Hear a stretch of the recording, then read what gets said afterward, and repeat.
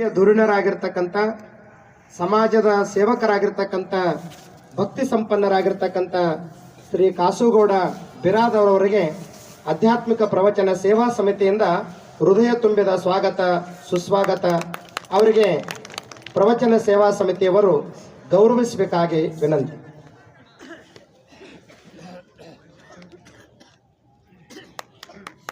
ಇನ್ನೋರ್ವ ಹಿರಿಯ ಧುರೀಣರು ಆಗಿರುವಂಥ ಸಮಾಜದ ಬಗ್ಗೆ ಅಪಾರವಾಗಿರ್ತಕ್ಕಂಥ ಕಳಕಳಿ ಉಳ್ಳಂಥ ಶ್ರೀ ಬಿ ಡಿ ಪಾಟೀಲ್ರವರಿಗೂ ಕೂಡ ಆಧ್ಯಾತ್ಮಿಕ ಪ್ರವಚನ ಸೇವಾ ಸಮಿತಿಯಿಂದ ಹೃದಯ ತುಂಬಿದ ಸ್ವಾಗತ ಸುಸ್ವಾಗತ. ಅವರಿಗೂ ಕೂಡ ನಮ್ಮ ಆಧ್ಯಾತ್ಮಿಕ ಸೇವಾ ಸಮಿತಿಯವರು ಗೌರವಿಸಬೇಕಾಗಿ ವಿನಂತಿ. ಇಂದಿನ ಪ್ರವಚನಕ್ಕೆ ಆಗಮಿಸಿರ್ತಕ್ಕಂಥ ಇನ್ನೋರ್ವ ಹಿರಿಯರು ಆರಂಶ ಶಿಕ್ಷಣ ಸಂಸ್ಥೆಯ ಅಧ್ಯಕ್ಷರಾಗಿ ಸಮಾಜ ಪರವಾದ ಕಾರ್ಯಗಳನ್ನು ಮಾಡತಕ್ಕಂಥ Shri B R Patil B R Shah ಅವರಿಗೂ ಕೂಡ ಹೃದಯ ತುಂಬಿದ ಸ್ವಾಗತ.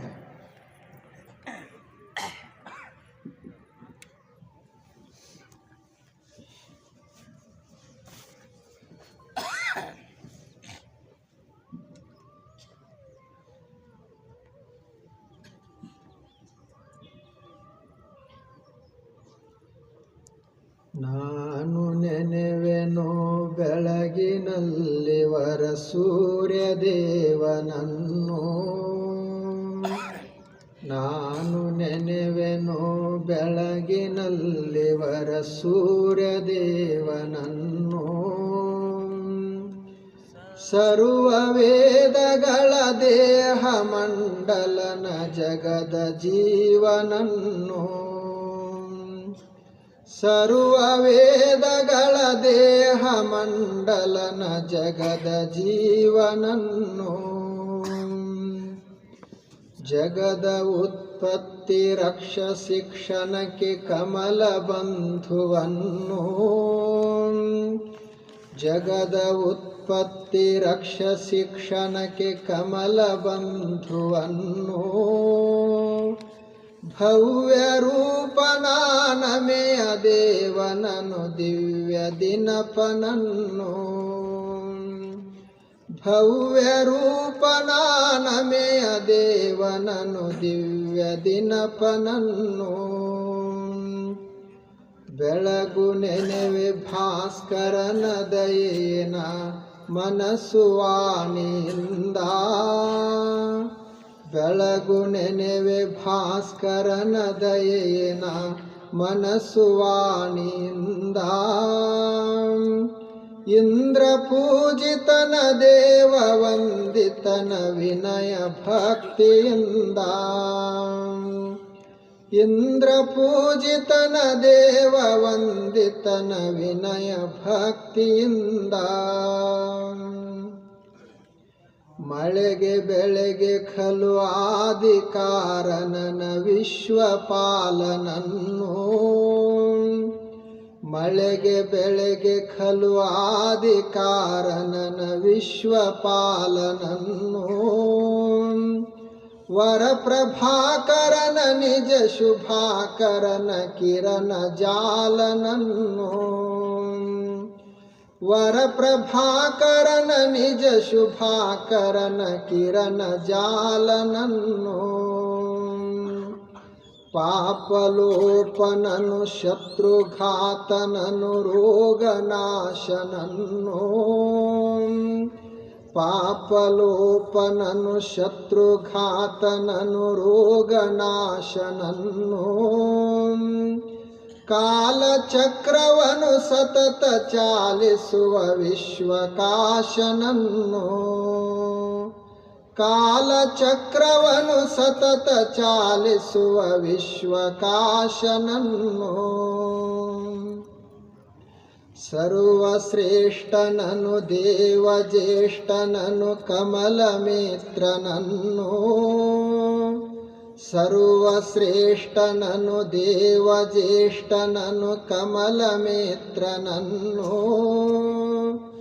ಬೆಳಗು ನೆನೆವೆಗೋ ಬಂಧ ಮುಕ್ತನನು ಅತಿ ಪವಿತ್ರನನ್ನು,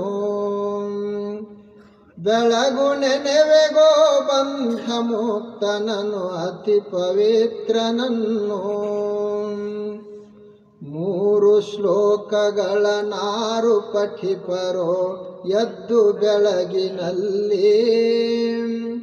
3 ಶ್ಲೋಕಗಳ ನಾರು ಪಠಿಪರೋ ಎದ್ದು ಬೆಳಗಿನಲ್ಲಿ. ಸರ್ವ ಸುಖಗಳನ್ನು ಕೊಟ್ಟು ಸಲಹುವನು ರವಿಯು ಶೀಘ್ರದಲ್ಲಿ. ಸರ್ವ ಸುಖಗಳನ್ನು ಕೊಟ್ಟು ಸಲಹುವನು ರವಿಯು ಶೀಘ್ರದಲ್ಲಿ. ರವಿಯು ಶೀಘ್ರದಲ್ಲಿ.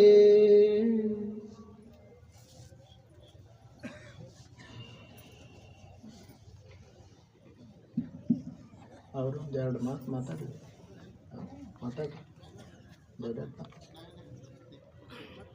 ಕೊಡ್ರ.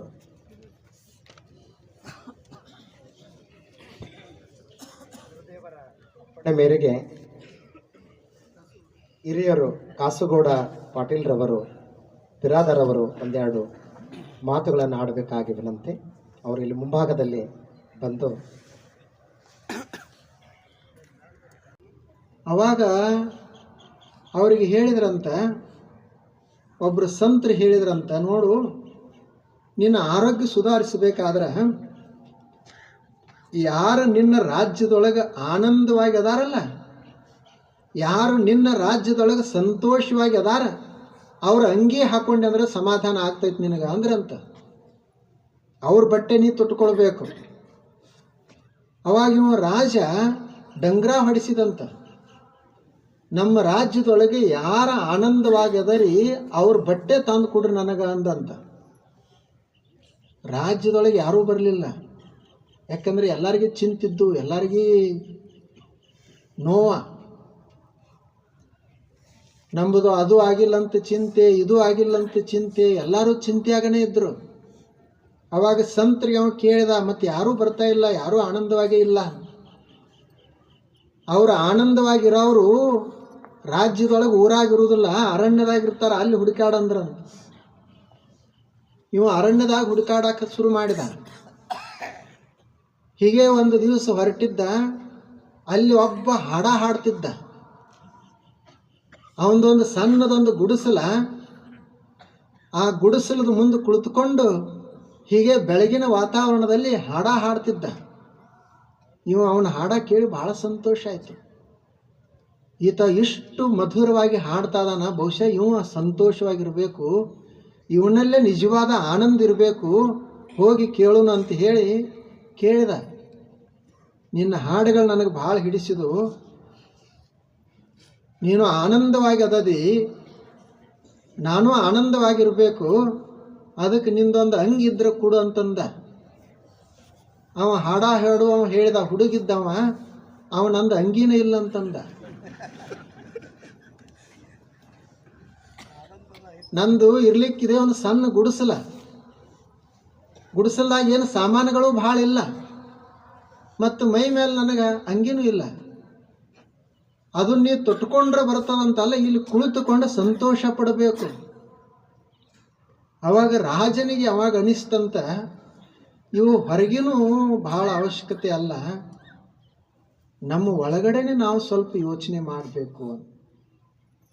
ಹೊರಗಿನೂ ಇವು ಭಾಳ ಅವಶ್ಯಕತೆ ಇಲ್ಲ, ನಮ್ಮ ಒಳಗಡೆ ನಾವು ಯೋಚನೆ ಮಾಡಬೇಕು, ಹುಡುಕಾಡ್ಲಿಕ್ಕೆ ಪ್ರಯತ್ನ ಮಾಡಬೇಕು. ನೋಡ್ರಿ, ಇವೆಲ್ಲ ಪಕ್ಷಿಗಳದು ಇರ್ತಾವೆ ನಿಸರ್ಗದೊಳಗೆ. ಹೀಗೆ ಒಬ್ಬ ಹೊಂಟಿದ್ದ, ಗಿಡದಲ್ಲಿ ಪಕ್ಷಿಗಳು ಹಾಡ ಹಾಡ್ತಿದ್ದು. ನೀವು ಕೇಳ್ದ, ಏನು ಹಿಂಗೆ ಹಾಡಾಕತ್ತೀರಲ್ಲ ಅಂತಂದ. ಅವು ಪಕ್ಷಿಗಳು ಹೇಳಿದು, ಮತ್ತಿನ್ನೇನು ಮಾಡೋದು ಈ ಜಗತ್ತಿನಾಗ, ಹಾಡ ಹಾಡ್ಕೊಂತಿರೋದದ. ದೇವರೆಲ್ಲ ಜಗತ್ತನ್ನು ಸೃಷ್ಟಿ ಮಾಡ್ಯಾನ, ಇಲ್ಲಿ ಏನೂ ನಮಗೆ ಕೊರತೆ ಇಲ್ಲ. ನಮ್ಮ ಕೆಲಸ ಅಂದ್ರೆ ಏನು ಅಂದರೆ ಅನುಭವಿಸುವುದು, ಹಾಡೋದು, ಅವಕ್ಕೇನೂ ಇರಲಿಲ್ಲ. ಆದರೆ ಈ ಮನುಷ್ಯನಿಗೆ ಕೇಳ್ರಿ, ಇವರೇ ಹೇಳ್ತಾನೆ, ಮ್ಯಾನ್ ಈಸ್ ಲಾಫಿಂಗ್ ಆ್ಯನಿಮಲ್ ಅಂತ ಹೇಳ್ತಾರಲ್ಲ, ಇವ ನಗುವ ಮನುಷ್ಯ ಅಂತ. ಇವ ಹಾಡಾವಲ್ಲ, ಇವ ನಗಾವಲ್ಲ, ಮ್ಯಾನ್ ಈಸ್ ವೀಪಿಂಗ್ ಆ್ಯನಿಮಲ್ ಅಂತ ಆಗ್ಯಾನ. ಈಗ ಯಾವಾಗಲೂ ಬರೀ ಅಳ್ಕೋಂತಾನೆ ಇರೋದು. ಇವತ್ತು ಹಂಗಾಯ್ತು, ನಾಳೆ ಹಂಗಾಗ್ತದ, ಬರೀ ಸಮಸ್ಯೆಗಳನ್ನೇ ತೆಗೆಯೋದು. ಈ ಮನುಷ್ಯ ಹೆಂಗೆ ಸಂತೋಷವಾಗಿರ್ತಾನೆ ಹೇಳ್ರಿ ನೋಡೋಣ. ಅದಕ್ಕೆ ಅವರು ಮಹಾತ್ಮರು ಏನು ಮಾಡಿದರು ಅಂತಂದ್ರೆ, ಅವರು ಬದುಕಿದರು ಮತ್ತು ನಮಗೆ ಆ ಬದುಕನ್ನು ಸ್ವಲ್ಪ ಕಲಿಸಲಿಕ್ಕೆ ಪ್ರಯತ್ನ ಮಾಡಿದರು. ಇದು ಒಂದು ಮೊದಲಿಟ್ಟುಕೊಳ್ಳೋದು. ಆನಂತರ ಒಳ್ಳೆಯ ಜೀವನವನ್ನು, ಒಳ್ಳೆಯ ಆಚರಣೆಗಳನ್ನು ನಮ್ಮಲ್ಲಿ ತರಬೇಕು. ಒಳ್ಳೆಯ ಆಚರಣೆಗಳು ನಮ್ಮ ಬದುಕಿನಲ್ಲಿ ಇರಬೇಕು. ನಾವೆಲ್ಲ ಮಹಾತ್ಮರನ್ನ ಓದಿ ಈಗ ಸರ್ಕಲ್ದಾಗ ಇಟ್ಟೀವಿ. ಮಹಾತ್ಮ ಗಾಂಧಿ ಸರ್ಕಲ್ದಾಗ, ಬಸವೇಶ್ವರರು ಸರ್ಕಲ್ದಾಗ, ಅಂಬೇಡ್ಕರರು ಸರ್ಕಲ್ದಾಗ, ಎಲ್ಲ ದಾಸರು ಅವರು ಇವರು ಎಲ್ಲರೂ ಸರ್ಕಲ್ದಾಗ ಇಡೋಣ ಅಲ್ಲಿನೂ. ಆದ್ರೆ ಅವ್ರನ್ನ ಅಲ್ಲಿ ಇಟ್ಟು ನಾವು ಮನೆಯಾಗ ಇರೋದು ಬೇಡ. ಅವ್ರ ವಿಚಾರಗಳು ನಮ್ಮ ತಲೆಯೊಳಗಿರಬೇಕು, ಅವರ ಆಚರಣೆಗಳು ನಮ್ಮ ನಡೆಯಲ್ಲಿರಬೇಕು. ಬಸವೇಶ್ವರದೊಂದು ಸರ್ಕಲ್ ಮಾಡಿದಂದ್ರೆ ಮುಗೀತಂತಲ್ಲ, ಅವರ ಆಚರಣೆ ನಮ್ಮಲ್ಲಿ ಇರಬೇಕು ಮತ್ತು ಅವ್ರ ವಿಚಾರಗಳು ನಮ್ಮ ತಲೆಯಲ್ಲಿರಬೇಕು. ಅವಾಗ ಅದು ನಿಜವಾದ ನಾವು ಅವ್ರದ್ದು ಅನುಕರಣೆ ಮಾಡ್ತೀವಿ ಅಂತ ಅದರ ಅರ್ಥ. ಈಗ ಇರುವುದನ್ನೇ ಒಂದು ಈ ನೈತಿಕತೆಯನ್ನು ಕಲಿಯೋದು ಬಹಳ ಅವಶ್ಯಕತೆ. ಹಿಂದಕ್ಕೆಲ್ಲ ಸಾಧು ಸಂತರ ಹತ್ತಿರ ಹೋದರೆ ಏನು ಆಶೀರ್ವಾದ ಮಾಡ್ತಿದ್ರಂದ್ರೆ, ಅಷ್ಟಪುತ್ರ ಸೌಭಾಗ್ಯವತಿ ಭವ ಅಂತಿದ್ರು. ಅಂದರೆ 8 ಮಕ್ಕಳಾಗಲಿ ಅಂತಿದ್ರು. ಅವಾಗ ಜನಸಂಖ್ಯೆ ಕಡಿಮೆ ಇತ್ತು, ಹಂಗೆ ಹೇಳ್ತಿದ್ರು. ಮುಂದೆ ಏನು ಮಾಡಿದ್ರು ಅಂದ್ರೆ, ಎಲ್ಲ ಸ್ವಲ್ಪ ಜನಸಂಖ್ಯೆ ಆಯಿತು, ಬಡತನ ಇತ್ತು. ಅವಾಗೇನು ಆಶೀರ್ವಾದ ಮಾಡ್ತಿದ್ರು, ಐಶ್ವರ್ಯವಾನ ಭವ, ಎಲ್ಲ ಸಂಪತ್ತಿರ್ಲಿಪ್ಪ ನಿನಗ ಅಂತ ಆಶೀರ್ವಾದ ಮಾಡ್ತಿದ್ರು. ಜನಸಂಖ್ಯೆನ ಆಯಿತು, ಸ್ವಲ್ಪ ಶ್ರೀಮಂತ ಆದ, ಆರೋಗ್ಯ ಸರಿ ಉಳ್ತಾ ಇಲ್ಲ. ಅದಕ್ಕೆ ಅವ್ರು ಏನು ಮಾಡಿದ್ರು, ಆಶೀರ್ವಾದ ಕೇಳಕ್ಕೆ ಹೋದ್ರೆ ದೀರ್ಘಾಯುಷ್ಯವಾನ್ ಭವ, ನೀನು ದೀರ್ಘಾಯುಷ್ಯವನ್ನು ಹೊಂದಪ್ಪ ಅಂತ ಆಶೀರ್ವಾದ ಮಾಡಲಿಕ್ಕೆ ಶುರು ಮಾಡಿದರು.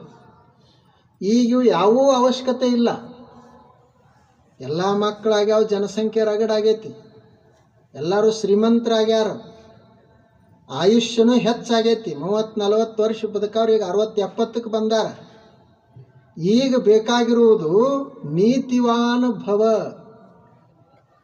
ಆಚಾರವಂತನಾಗು.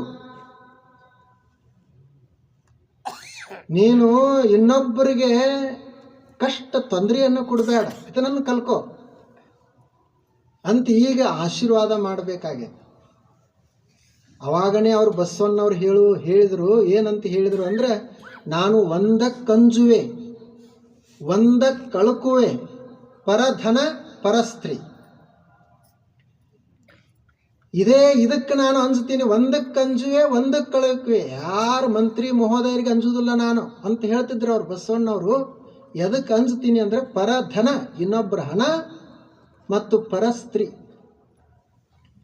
ಈಗ ನಾವು ಹೆಂಗೆ ಪರಸ್ತ್ರೀ ಅಂದರೆ ಇನ್ನೊಬ್ಬ ಹೆಣ್ಮಗಳನ್ನು ದೈವ ಸಾಕ್ಷಿಯಾಗಿ ತೆಗೆದುಕೊಳ್ತೀವಲ್ಲ, ಹಂಗೆ ಇನ್ನೊಂದರ ಹಣನೂ ದೈವ ಸಾಕ್ಷಿಯಾಗಿ ತಗೋಬೇಕು.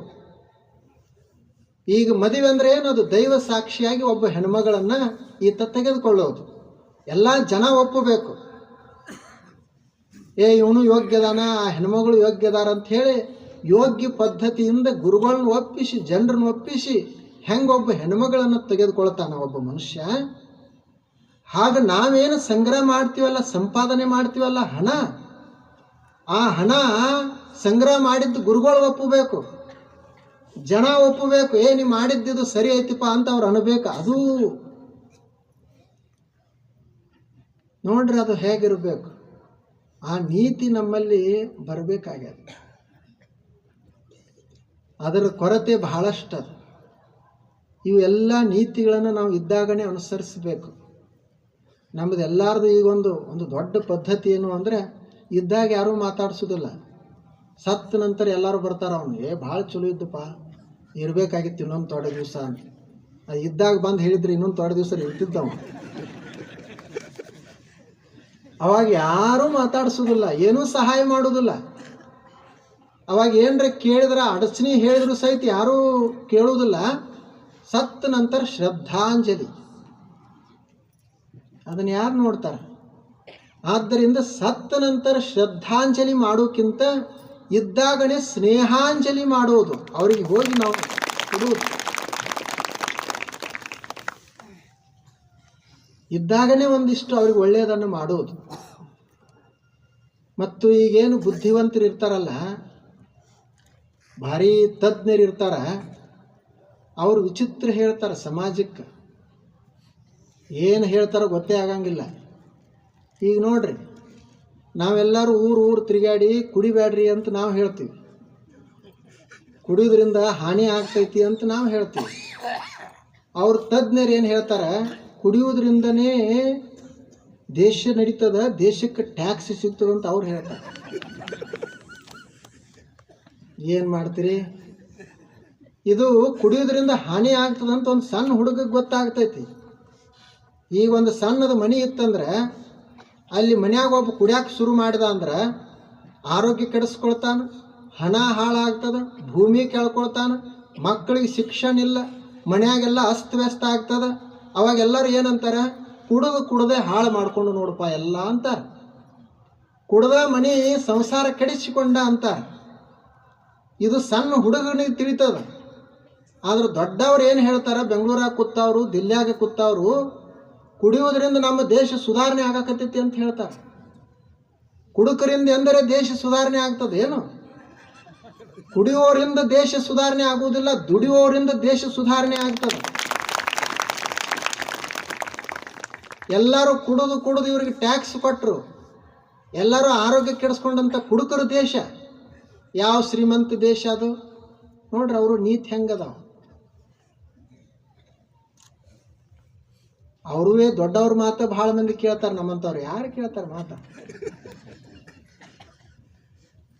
ಅವರು ಟ್ಯಾಕ್ಸ್ ತೊಗೊಂಡು ಸರಿಯಾಗಿ ಹೇಳ್ತಾರೆ ಇವ್ರಿಗೆ.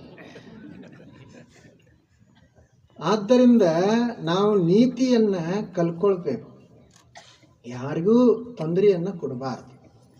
ಮತ್ತು ನಾವು ಏನು ಮಾಡ್ತೀವಲ್ಲ ಅದನ್ನು ಅನುಭವಿಸ್ಬೇಕಾಗ್ತದೆ. ನಾವು ಒಬ್ಬ ಹೀಗೆ ಸ್ವಾಮಿಗಳ ಹತ್ತಿರ ಹೋಗಿ ಕೇಳಿದ, ನೋಡ್ರಿ ನಾ ಏನೂ ಮಾಡಿಲ್ಲ, ದಾನ ಧರ್ಮ ಮಾಡ್ತೀನಿ, ಸ್ವಾಮಿಗಳ ಸೇವಾ ಮಾಡ್ತೀನಿ, ಮತ್ತು ಯಾರಿಗೂ ಅನ್ಯಾಯ ಮಾಡಿಲ್ಲ, ಆದರೂ ಸಹಿತ ನಮ್ಮ ಮನ್ಯಾಗ ಕಾಡಾಟ ಐತಿ, ದುಃಖ ಐತಿ, ಯಾಕ ಅಂತ ಕೇಳಿದ.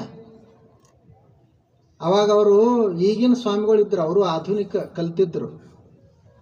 ಅವರು ಹೇಳಿದರು, ಅದು ದುಃಖ ನಿನಗೆ ಯಾಕೆ ಬಂದೈತಿ ಅಂದ್ರೆ ಆನುವಂಶಕ ಐತಿ, ಅದಕ್ಕೆ ಬಂದೈತಿ ಅಂತ. ಈಗ ನಿನಗೆ ಶುಗರ, ನೀನು ಈಗ ಶುಗರ್ ತಿನ್ನವಲ್ಲ, ದುಡಿತಿ, ಕಷ್ಟಪಡ್ತಿ, ಆದರೂ ಸಹಿತ ಶುಗರ್ ಬಂತಂದ್ರೆ ಅವ್ರು ಡಾಕ್ಟ್ರ್ ಏನಂತಾರ? ನೀ ಎಲ್ಲ ಚಲೋ ಅದದಿಪ್ಪ, ಹಿಂದಿನವ್ರಿಗಿತ್ತು ಅದಕ್ಕೆ ಬಂದೈತಿ ಅಂತಾರಲ್ಲ. ಆನುವಂಶಕ ಶುಗರ್, ಆನುವಂಶಕ BP, ಹಂಗಿದು ಆನುವಂಶಕ ದುಃಖ. ಈಗ ಅನುಭವಿಸ. ನಾವು ಮಾಡಿದ ಕರ್ಮನೇ ನಮ್ಮ ಬಂಧುಗಳಾಗಿರ್ತದ, ನಾವು ಮಾಡಿದ ಕರ್ಮನೇ ನಮ್ಮ ಮಕ್ಕಳಾಗಿ ಹುಟ್ಟುತ್ತಾವ, ನಾವು ಮಾಡಿದಂಥ ಕರ್ಮನೇ ನಮ್ಮ ಹೆಂಡತಾಗಿ ಬರ್ತಾಳೆ. ಕರ್ಮ ಹಂಗೆ ಬಿಡುದಿಲ್ಲ ಅದು. ಒಬ್ಬ ಜಗಳ ಗಂಟೆ ಹೆಂಡತಿ ಸಿಗ್ತಾಳೆ, ಯಾಕ? ಇವು ಮಾಡಿದ ಕರ್ಮ.